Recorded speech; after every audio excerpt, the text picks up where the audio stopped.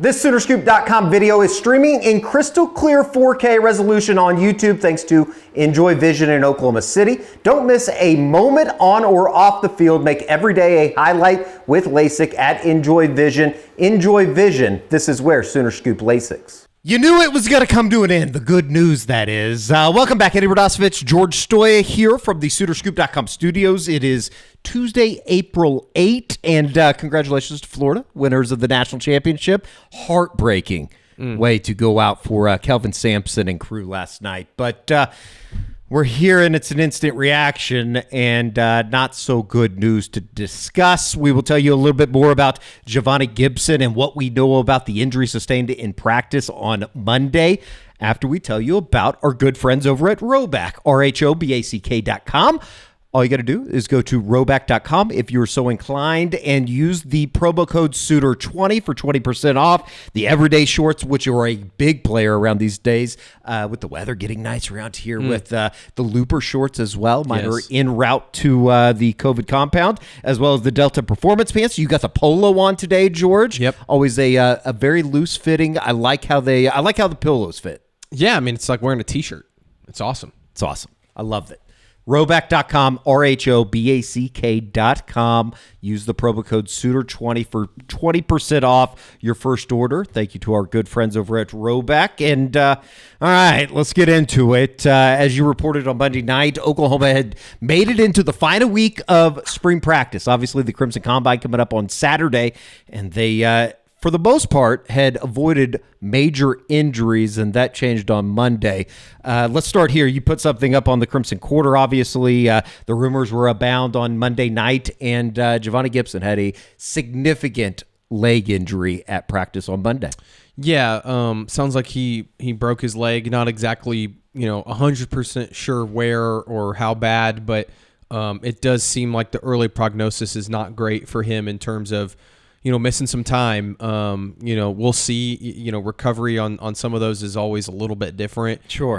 But certainly not what you want to hear, and especially from a guy that, was honestly probably their biggest playmaker this spring. And right. I know spring doesn't mean a whole lot. You can't put a whole lot of stock into what's happening in spring practice sometimes. But this is certainly a blow. I mean, when you talk about a guy that comes in and was obviously really productive. I know it wasn't at the Power 5 or even the G5 level a year ago. It was at Arkansas Pine Bluff, but somebody that OU had really high expectations for. You're seeing him here through the clips. Obviously a big-bodied guy, kind of give him a little bit different weapon than what they've had in the past. This is somewhat of a blow. I don't know how big. I don't think we'll really know how big of a blow it is. We may not even see it be that big of a blow because he may not even play next year. We don't know.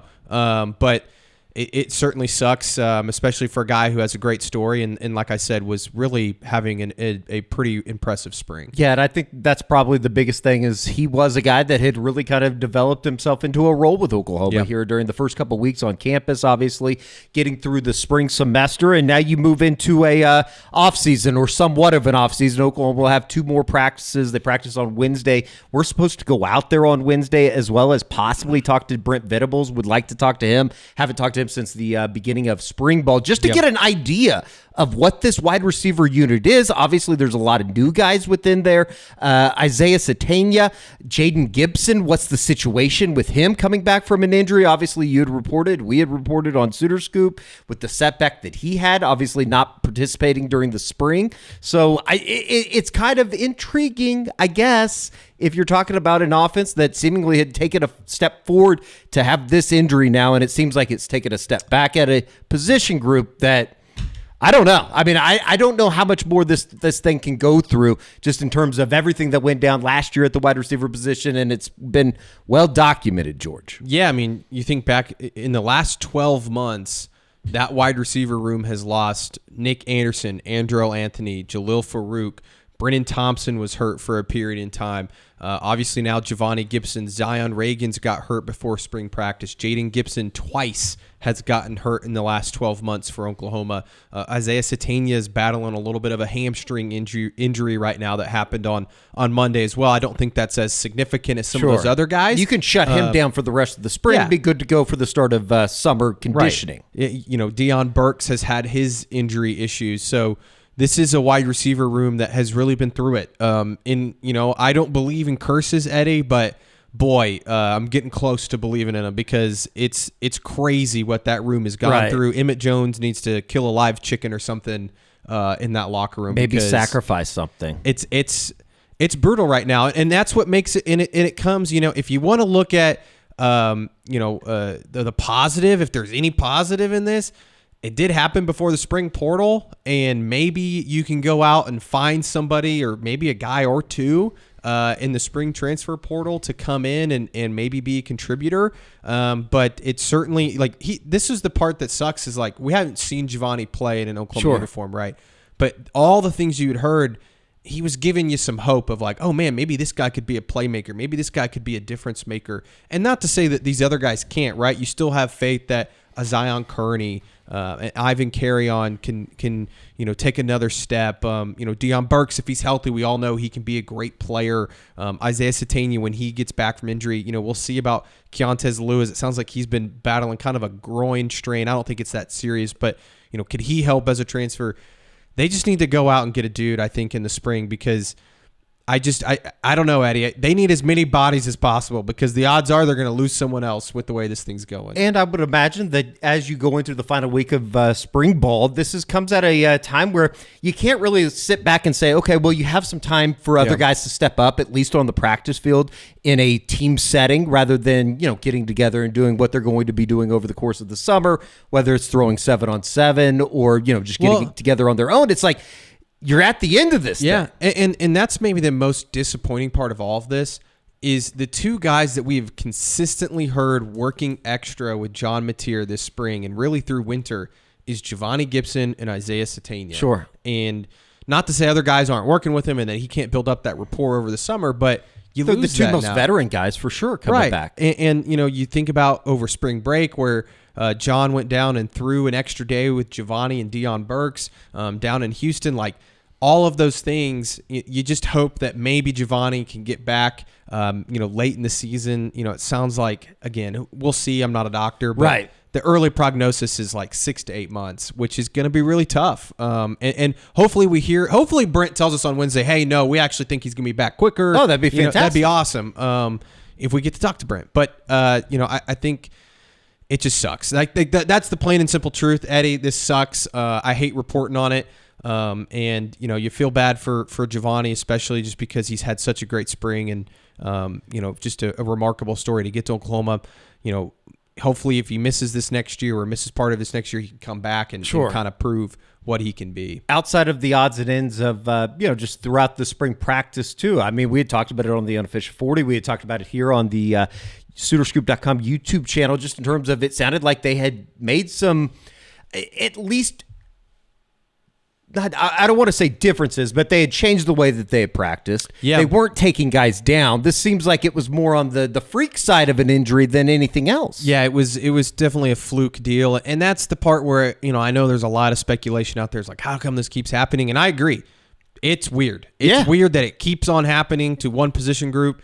I do think that it's a lot of different injuries when you look at it. Some knees, you got a broken leg, which is kind of a freak deal. Some quads, hamstrings, groin, it's kind of all over the place. But it does sound like for Javonnie, this was a situation where he kind of got rolled up on. They haven't been taking guys to the ground. You never know in practice, though. I mean, guys can trip. You can get caught in the middle of something, and then all of a sudden, it's kind of like the Kendall Dolby injury, right, against Tennessee, where nothing was malicious or anything. You just got caught in the wrong spot, and all of a sudden you break your ankle. I think that was a similar case to Javonnie. And I know that, Brent's talked about it. He went on the Josh Pate show on that podcast about a couple weeks ago and talked about how they looked and evaluated last year. How come this keeps happening? How come we keep getting these injuries, and particularly on one side of the ball?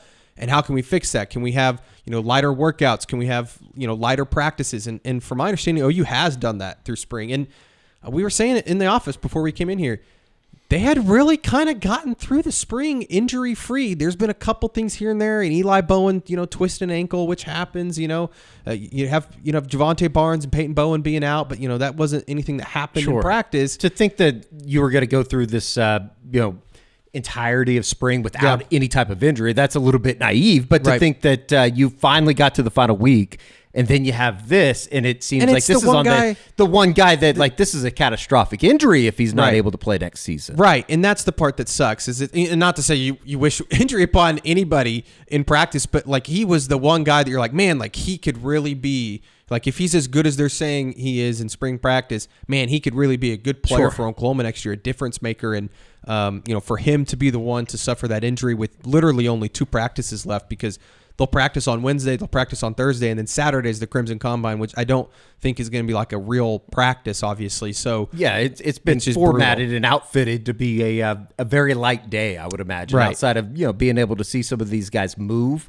It just in terms of moving forward now, because obviously if he's going to be on the shelf for a while, you're going to need some guys to step up. Is there anybody that comes to mind? Like, is there anybody that you go, okay, this sucks, but maybe this guy could be kind of next in line to step up to where Javonnie had put himself? First name is Elijah Thomas. We've heard really good things about Elijah Thomas, the true freshman Oklahoma product. He's had a really solid spring. I think that he has the potential to be a really good player for Oklahoma and play quite a bit next year. And you look at the injury now, Elijah's a bigger receiver. I think he could maybe fill that role. Manny Choice is probably in that same conversation. It's just hard because it's like, he's a true freshman. Sure. And sure, we've seen some phenomenal true freshmen over the last couple years play at wide receiver and be big-time players across college football. It's a lot to ask of him in the SEC. So he's a guy, I think Zion Kearney could take a big step. We saw flashes of him last year. And then after that, I think you got to kind of maybe look towards the portal. I really do. I think that they need to go out and add a guy or two, get some more bodies in here, some guys that have maybe played at this level or close to this level, just to have some more dudes in there that have caught some passes. Because right now you're looking at a group other than Satania and Burks, there's not a whole lot of guys in that receiver room that have caught passes at the Power 5 level. Sure. Keontae Lewis, when he was at Wisconsin to begin his career, and then you have a group of freshmen that are now going to be sophomores. Can they step up? So it's an interesting group. And Jaden Gibson, I'm interested. I was going to ask, what's the situation there? Or what have maybe you been indicated to you, just in terms of he has the setback? Yeah. We haven't, let's be honest, we haven't seen him a whole lot out there when we're out at the viewing sessions. No. Which is a little bit Strange. different than it was a year ago when we would go out there. And, he was out there for the most part. Obviously, we weren't going during the middle of the regular season, but he was certainly around for the games and stuff like that. It seemed like he was still in tune, trying to get back. And then he has this setback. Big question mark right now about Jaden Gibson. I really don't know what the future holds for Jaden. I think that setback wasn't just a minor deal. Like, I think that this is something that could keep him out a little bit. I don't know how long, if that's, the whole season again, or if that's part of the season, or maybe he gets back by fall camp. I'm not sure. We haven't seen him even out at spring practice, hanging out with guys or anything like that. So I just get the feeling that you can't really count on him right now. I don't know what his future holds. Maybe he'd be somebody that would enter the portal. I don't really know. Sure. I haven't talked to anybody that has given me that indication, but it's weird that we haven't seen him at least out there, watching practice. So that's why, again, I think that Jim Nagy has his hands full this spring, because not only did we talk about they need to go get a tight end with Devon Mitchell leaving, they might want to go get a running back because they don't have a ton of guys there that have been healthy a full season. They're trying to add an offensive lineman. Like, they've got some holes on offense now, and especially at wide receiver all of a sudden, that Nagy is going to have to try and fill those coming the next week. Because what is it, April 16th? Is that a week from tomorrow? Today. Or yes, a week from tomorrow. Yeah, so day after tax day. Get your taxes done. But Not doing them. Wesley sniping this bish. But you know what I mean? It's and that's part of it. Look, that's life in football, Sure. right? The NFL deals with this all the time. You lose a guy, you go out and you sign somebody in free agency, you make a trade, you do whatever. College football, you got the transfer portal. Right. It's your saving grace. So it's going to be difficult to find somebody, but I think that Oklahoma's going to have to. Is it too big of a question, or maybe too big of a instant reaction, knee-jerk reaction to ask, like, what does this mean for John Mateer moving forward? Because he is obviously somebody in Javonnie Gibson that they had developed a very good rapport. They had talked about it. John Mateer, the last time that he talked to us, he had spoken about, obviously going down on the way to Houston for the Houston Rodeo and catching up, as you said, with Javonnie Gibson as well as Deion Burks. Is it too knee jerk to say, all right, well, what does this do for John Mateer now? No, I think it's what is it the effect it has on the entire offense. Sure. Like I said, I mean, I'm not just sunshine pumping here about how good Javonnie was. Like he was the star of the offense in a lot of ways for Oklahoma through spring, and so how do you replace that? And I think it does affect John. Now, is it this like catastrophic? Oh my gosh. How are you going to play next year without this guy? No. Look, this is a kid from Arkansas Pine You Bluff. all the tools on the roster available, though. Right. Yes, exactly. And that's the part. It's like who can step up and fill that role? Sure. Can it be an Elijah Thomas? Can it be a Manny Choice? Is it somebody in the portal? And whoever that is, Mateer's going to have to spend some extra time with them. And, whoever that person is, will have to say, hey, I got to stay after practice and work a little extra, because that's what Javonnie and Isaiah Satania, Deion Burks, those guys were doing. They were working extra. Well, what do you think John they've been doing Mateer. for the last, month and a half since spring ball started? Yeah. That's the thing that sucks now, that you're going to add somebody. He's not going to be able to, even if you are able to add somebody through the portal, he's not going to be able to come in and go through a spring. No. He's going to have to hit the ground running, whether it be June 1 when everybody comes back to start summer camp, or summer workouts with Schmitty, or, really hit the ground running if it were even later than that when they start practice in August. Exactly. And that's the hard part is again, it's not so much about, Javonnie as much as it is the chemistry he's built, the understanding of the offense, like it clicked for him immediately. That's the part that really sucks for Oklahoma, and especially at a position that, is coming off a really, honestly terrible year a year ago, and this was the one guy that you were like, well, hey, maybe he's the light at the end of the tunnel, and he's no longer there. The thing about it too is it just feels like Emmett Jones has done a really good job recruiting that wide receiver position. It feels like they've gotten some pretty good bodies, and when you got the returns from somebody like a Javonnie Gibson or even Isaiah Satania to a certain extent, it was like, okay, like I can start seeing what they're trying to do offensively, and especially pairing them alongside Deion Burks. We were a couple days removed now from talking about what Javonnie Gibson and Satania and these guys could be. We talked about it on a practice report at the end of last week, and now you're kind of almost back to square one. It's like, what the F does this group have to do to get a little bit of a good break? They're cursed, no man. pun intended, right? They're cursed, and it's just a tough situation. And again, it's going to be a lot on Jim Nagy. It's going to be a lot on Emmett Jones developing young guys. He needs an Elijah Thomas or Manny Choice probably to step up and be a guy this year, and at least some sort of contributor, a Zion Kearney to take another step, Ivan Carry-On, guys that we saw a year ago. It's a lot, and that's the bummer too. Is like that was the one position that you're all of a sudden like, oh, okay, like they don't need to add a guy there. Like they feel you were pretty starting good. to feel pretty good about it. They need to find a way to put Deion Burks literally in bubble wrap. Don't even let him go to class. Him and Satania. Have the classes come to him. Him and Satania both, and that's the one thing too. I'm curious. We talked about Ben Arbuckle wants to get both those guys on the field at the same time. Now I think you have to, right? Like you have to figure out a way to maybe one of those guys can play outside. Satania would bump outside. I know think that so. he had talked to us about it last week. Yeah, just in terms of his familiarity as well as comfortability out there on the outside. I think so. I think you could also put Burks out there. Sure. I think Burks could do it too, and maybe you do both of them are out there at times. And again, though, you still. I mean, you like those guys. They're speedsters. They can really make plays down the field. You still want a big-bodied receiver out there. Right. Javonnie was that guy. So an Elijah Thomas, Manny Choice, Ivan Carry-On, Zion. I was going to say we haven't heard a whole lot about Ivan Carry-On here during the spring. He's been banged up.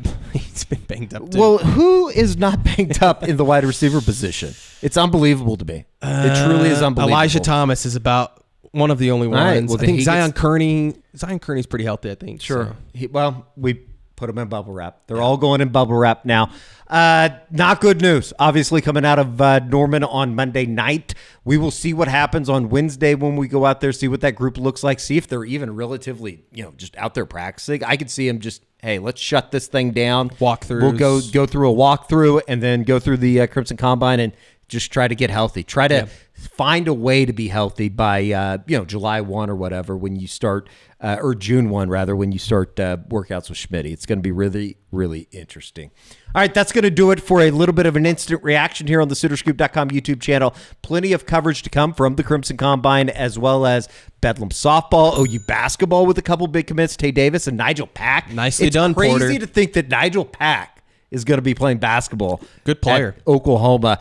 over 40% from three, 313 threes in his career over the last couple years at Miami, as well as Kansas State. I'm sure a lot of people remember him from the Miami run there to, I think, the Final Four, if I'm remembering correctly, 2 years ago. So right? we'll see. Yeah, I think so.